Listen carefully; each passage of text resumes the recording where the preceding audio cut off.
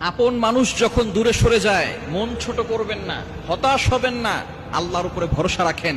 যখন দেখবেন আপনার কাছের মানুষগুলো, একেবারে কাছের, যাদের জন্য আপনি অনেক কিছু করেছেন, যাদের জন্য পরিশ্রম করেছেন, সেই মানুষগুলো আপনার কাছ থেকে দূরে সরে যাচ্ছে, বিপদের সময় সেই মানুষগুলো আপনার কাছে নাই, আপনি মন ছোট করবেন না, হতাশ হবেন না।